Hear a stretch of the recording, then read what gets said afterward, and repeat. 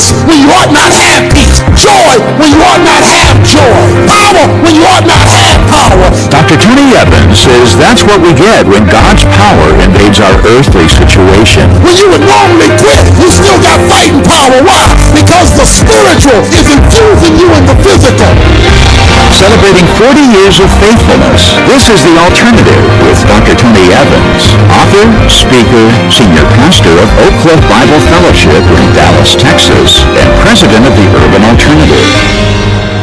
For too many people, there's church life and real life, two different realities that weaken our faith and perpetuate our problems. Let's join Dr. Evans as he explains how all that can change when God becomes our banner of victory.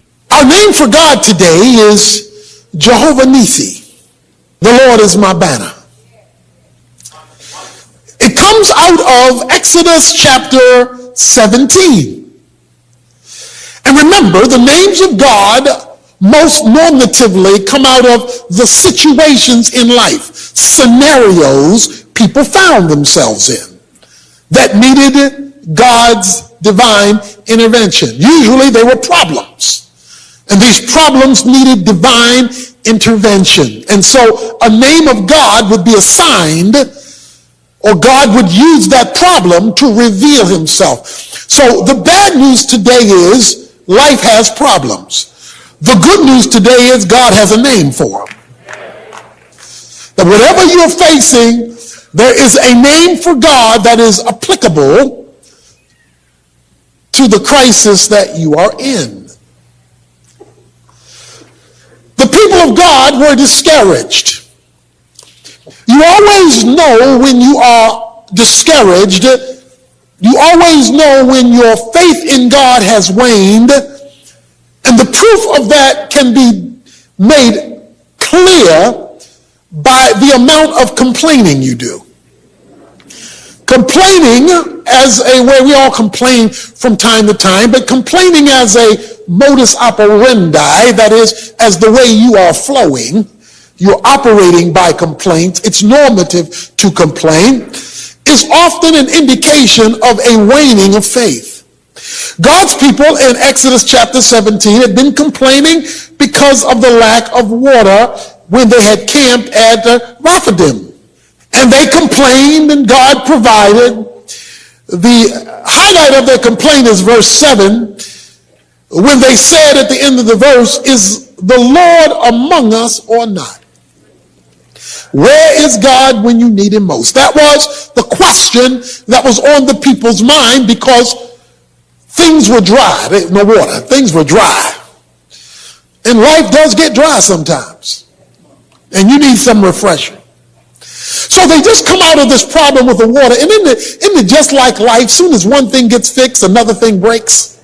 Isn't it like that? Well, you know, you pay one bill and another bill goes crazy. You know, just as soon as you think you've gotten over the hump, there's a new hill bidding you to climb it. Well, the scenario is pointed out in chapter 17, verse 8. Then Amalek came and fought against Israel at Rephidim. Rephidim is a rugged desert place near Mount Horeb, where the water source had been very low. God's people were weary, and wouldn't you know it, now they've got to deal with Amalek. Amalek has shown up, and Amalek wants to fight. Amalek wants to resist them. Just when it looks like things have gotten better, they finally got some water, things go south again. And it looks like the Lord is not on their side. Well, they face this attack. Amalek is from the line of Esau, so these were people who were connected to the Jews, coming through the line of Esau. So Moses says to his understudy, Joshua, choose men for us, go out and fight Amalek. Tomorrow I will station myself on the top of the hill with the staff of God in my hand. Joshua did as Moses told him and fought against Amalek, Moses, Aaron, and Hur went up to the top of the hill. It came about when Moses held his hand up, Israel prevailed, and when he let his hand down, Amalek prevailed. Interesting. The problem was, when his arms got heavy, his situation got worse. Because when his arms came down, Amalek prevailed. Amalek is any force of evil that seeks to keep you from achieving the purposes of God. So the heavier or the more weighty the spiritual became, the more he began to lose in the earthly situation he was battling. His arms got heavy. So what did he do? Look at the verse here. The verse says, they took a stone, put it under him, and he sat on it, and Aaron and Hur supported his hands, one on one side and one on the other. Thus his hands were steady until sunset. Guess what he did?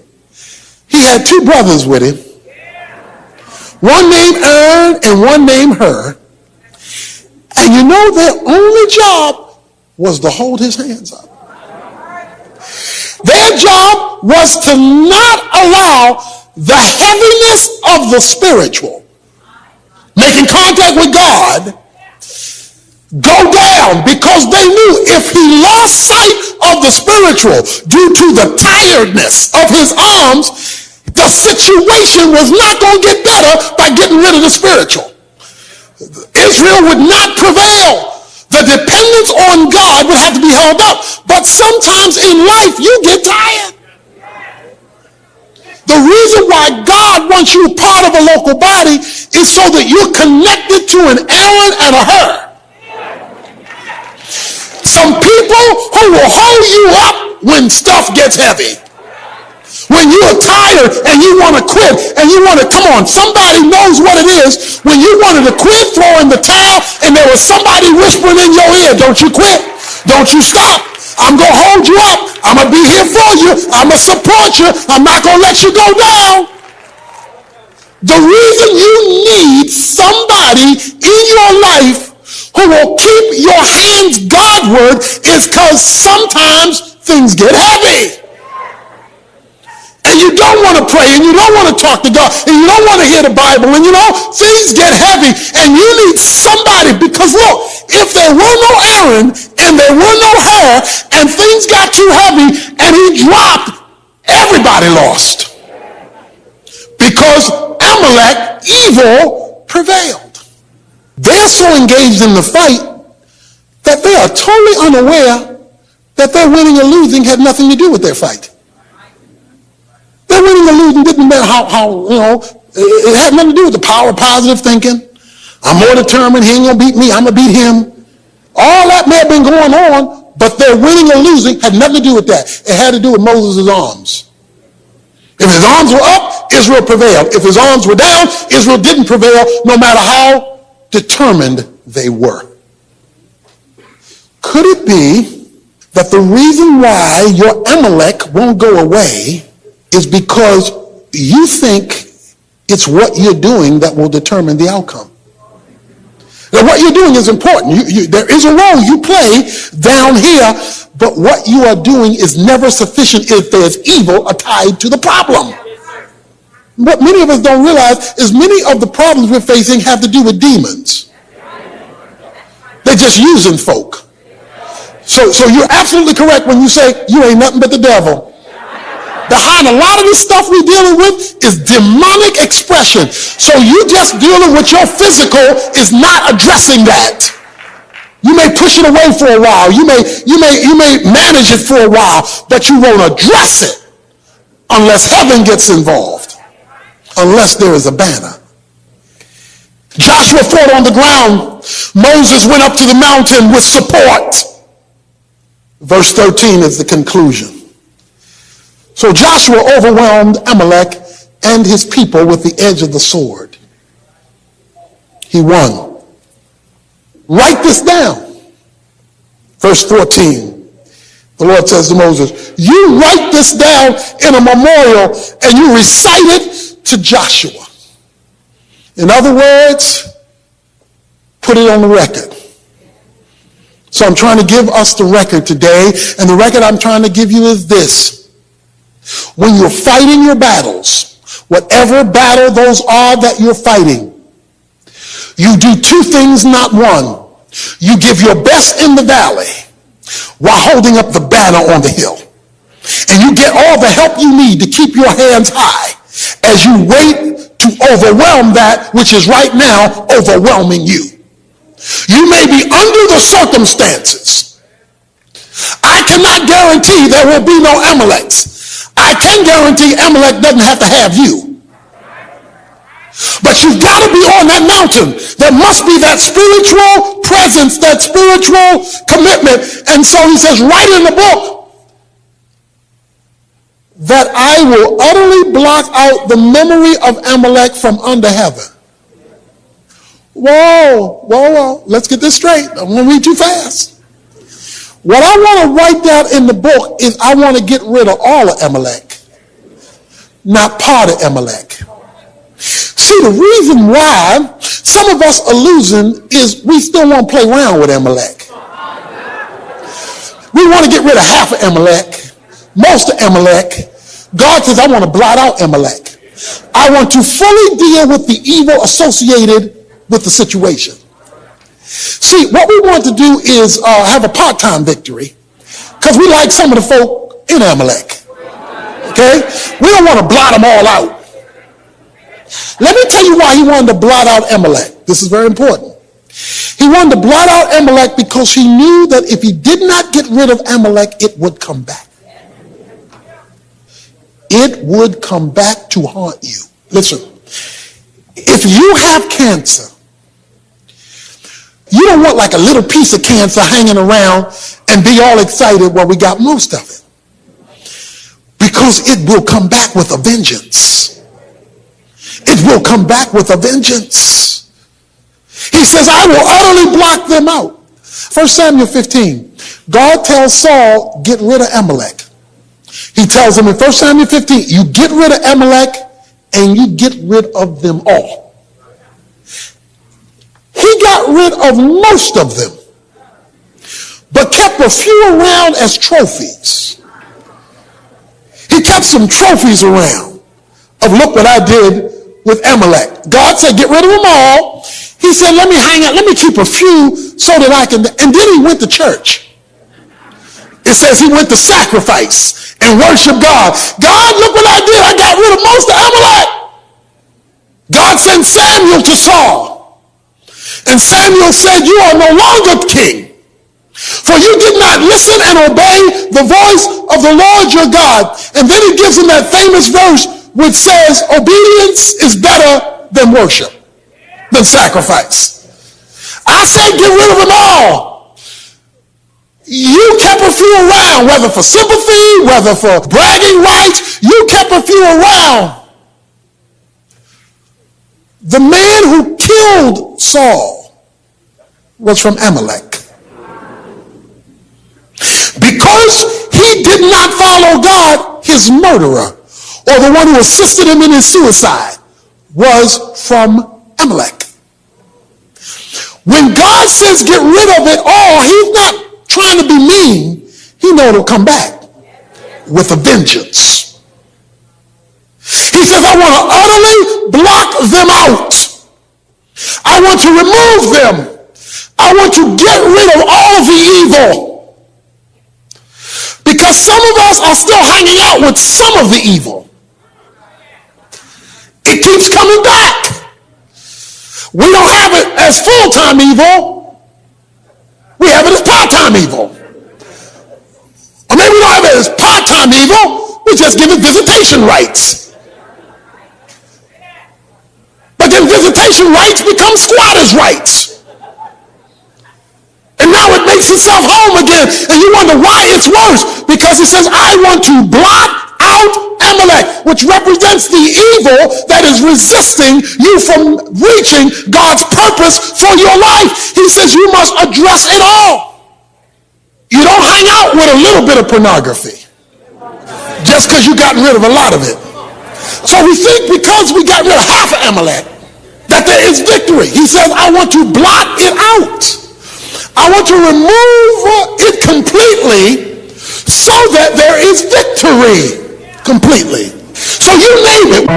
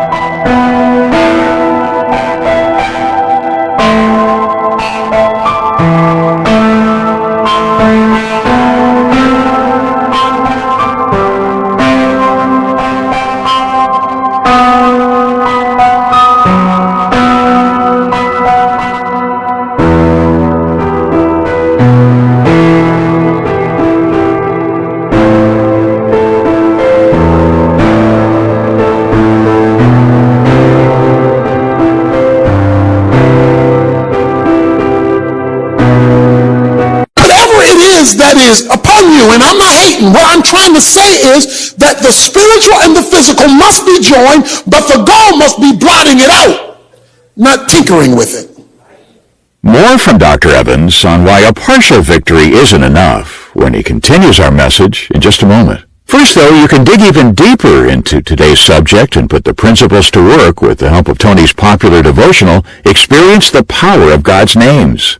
It'll take you on a day-by-day exploration of what the biblical titles for God tell us about his nature and character, and help us understand how he wants to relate with us. And to help you connect what you read with Tony's teaching, we'll send a devotional to you along with all 14 messages on CD and digital download from volumes 1 and 2 of our current series, Knowing God's Names. All we ask in return is that you make a contribution to help us keep the alternative coming your way each day. You can get the details and make the arrangements instantly at tonyevans.org or call our 24-hour resource request line at 1-800-800-3222 and let one of our team members help you. That's 1-800-800-3222. Well, Dr. Evans will come back with more of today's message right after this. Coming to theaters this November. We're at the Church of the Nativity here in Bethlehem, where it is believed that the birth of Jesus Christ occurred. Travel with Dr. Tony Evans as he retraces the life and human journey of the greatest being to ever walk this earth. Well, we're here in Capernaum, a place where Jesus did most of his miracles. And it is in this place that he demonstrated he truly is the Son of God. You'll travel the streets, fields, and synagogues that Jesus walked and visit the locations where some of the most powerful events recorded in the Bible took place. It is highly likely that much of what we read about Jesus' ministry in Galilee happened right here. Journey with Jesus, in theaters November 15th, 16th, and 17th with Dr. Tony Evans. Visit tonyevans.org for locations, showtimes, and to learn more. Moses built an altar and named it Jehovah Nissi. The Lord is my banner. The Lord has sworn the Lord will have war against Amalek from generation to generation. Whenever Amalek messes with you, Amalek will mess with me, because I am your banner. Holding a banner, which in this case was the rod of God. You know, for us it's flags and stuff, but back then it could be an item. In this case, it was the rod of God. The word banner, by the way, means to glisten. Just like we have glistening on our banners, there was a glistening on the rod. It was holding up the rod of God. Meaning, I'm going to operate underneath the banner. I'm going to operate underneath the banner. The banner is going to be over me. The banner is going to be my standard. So that raises a question, doesn't it? What's your banner and my banner today? What exactly am I supposed to hold up to deal with my realities? You know, one of the movies I saw that just blew my mind, I mean, it's probably for me one of the greatest movies I've ever seen, was the movie Inception. And the movie Inception is about a dream world. This man could enter dreams. And what made it intriguing was you enter a dream and then he would enter the dream's dream. Then he entered the dream. And then he entered the dream. So he had descended into 4 levels of dreams. Now the problem with that is reality got all confused. He's in all these dream worlds, and all these dream worlds are real. So the question is, what's real and what's not? How do I know if I'm in a real world or a dream world? He has to deal with his wife, and he doesn't know whether she's really here or not here, because he doesn't know whether he's in reality or whether he's in a dream world. So what he created was a totem, a spinning top. A totem is an instrument designed to guide you. That's what a totem is, to steer you, guide you. So he has a totem, and it's a top. And he carries his totem in his pocket or puts it in a safe. And if he spent the top and the top just kept spinning and wouldn't slow down and fall over, he knew he was in the dream world. But if he spun the top and the top fell over, then that meant that he was in the real world. He established ahead of time what the standard would be that he would operate under. He would know that he was in the real world by virtue of what the top did. Did it fall over or did it keep spinning? That's how he measured reality.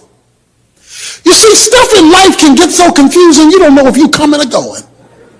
You don't know whether you're in and out. You don't know whether you're up and down. Stuff just is crazy. You need a standard outside of yourself to tell yourself whether this is really yourself. You need something outside of you to measure you, by which you will interpret reality and by which decisions will be made, because you have this standard that is objective and not tied to your emotions right now, what you're thinking right now, how you're feeling right now, what you want right now. You need something outside of you to tell you reality. The standard. That which God uses. Because see, some of us are operating with the enemy thinking we're operating with the Lord. Some of us are operating in falsehood, but we think we're operating in truth. Some of us go around talking about my truth, but your truth ain't the truth. It's just your temporary truth. There must be a standard by which you operate. And that brings in Jesus Christ. In Numbers chapter 21, you don't have to turn there, but it's an interesting story. The people rebel against God. Snakes come that are poisonous and bites them. In other words, there are consequences for their rebellion. The people began to cry for mercy. God said, here's what I want you to do, Moses. He says, get a pole and put a bronze serpent on it. Hold the pole up high. You tell all of Israel, watch this now, if they will look to the serpent, they will live. Everybody that looked at the serpent lived. Everybody's still looking for a doctor died. Everybody's still talking to their friends died. Everybody's still dealing with the power of positive thinking died. Everybody trying to do better died. Everybody made promises, I'm going to do better next week than I did this week. They died. Because God only had one standard. He said, if you look, you will live.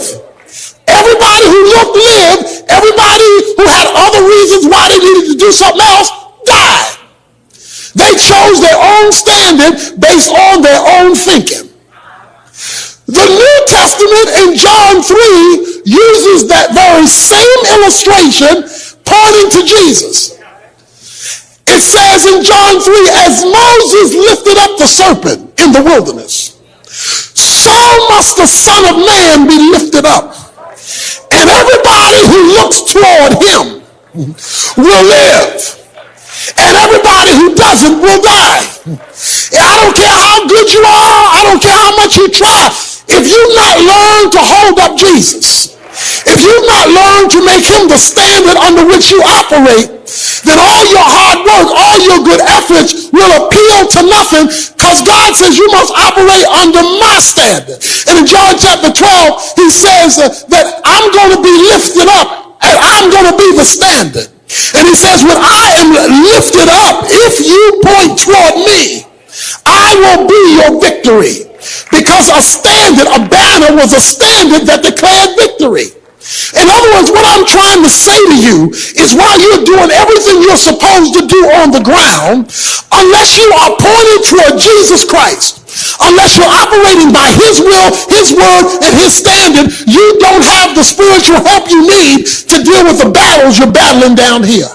If Jesus is just an addendum, but not the standard, not the thing by which you measure whether you're in reality, God's reality, or just your own reality, then you're just a good man, good woman doing the best that you can. Do you know that your solutions to many of your Amalek problems are right in front of you? You've been working 10 years to solve something that could have been solved by the end of the day. But God can't get you to operate under the standard, or the devil makes your hands too heavy and you're too proud to have Aaron and Hur so that you can hold your hands up and stay pointed toward Jesus. Because if he could ever get you to keep your focus on Jesus, you would see the supernatural into the natural and bring about a change. And even if your situation doesn't change, he can change you in your situation so that you have peace when you ought not have peace, joy when you ought not have joy, power when you ought not have power, patience when you ought not have patience. When you would normally quit, you still got fighting power. Why? Because the spiritual is infusing you in the physical. You know, one of the shows I always watch, and you always watch growing up, was The Wizard of Oz. You remember Dorothy and Toto, don't you? She winds up in another world. She winds up in a whole nother environment. I mean, my girl wanted to be in Kansas, but all of a sudden there's a whirlwind that takes her to a whole nother place, and she is lost and doesn't know which way to go. But then there's a witch that comes and tells her to follow the yellow brick road.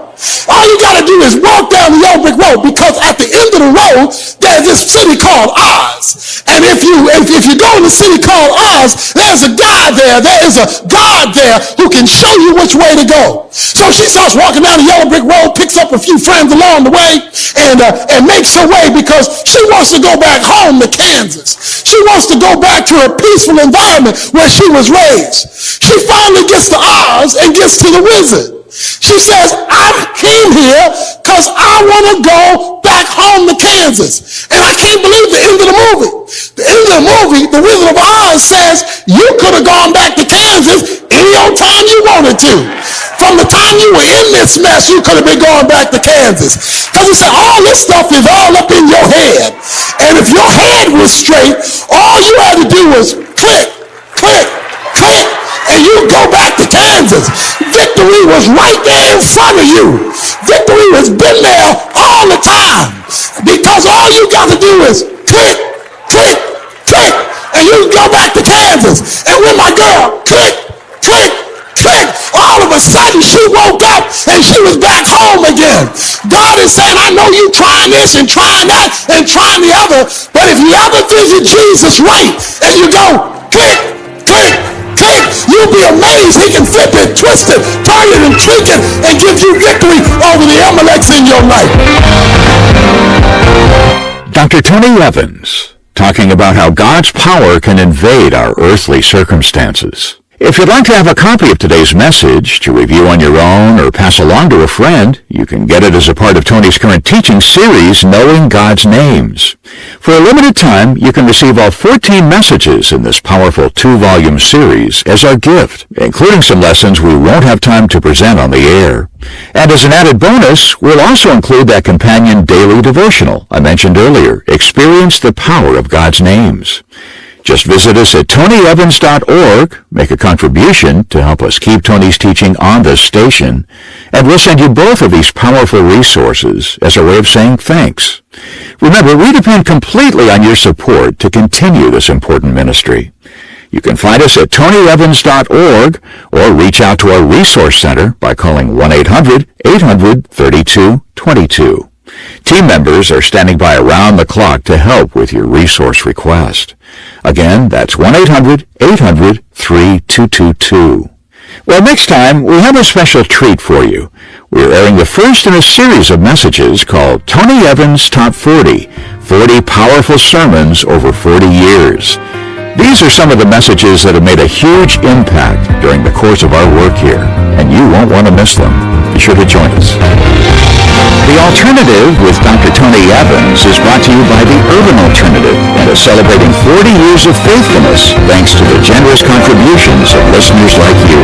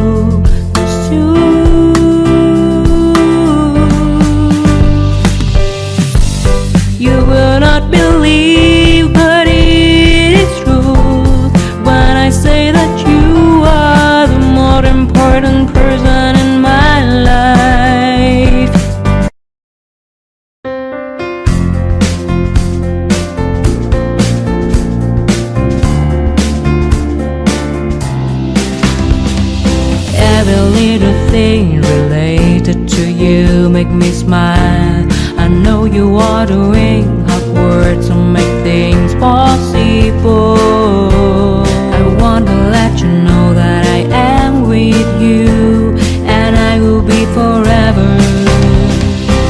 Every little thing related to you make me smile. I know you are doing hard work to make things possible. I want to let you know that I am with you, and I will be forever.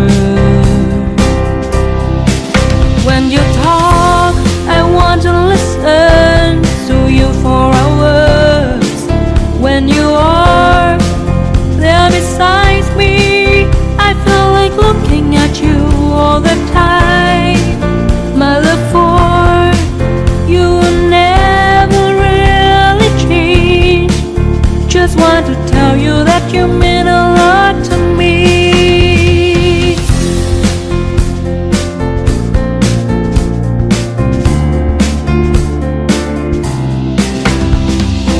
Every little thing related to you make me smile. I know you are doing hard work to make things possible. I want to let you know that I am with you, and I will be forever. Every little thing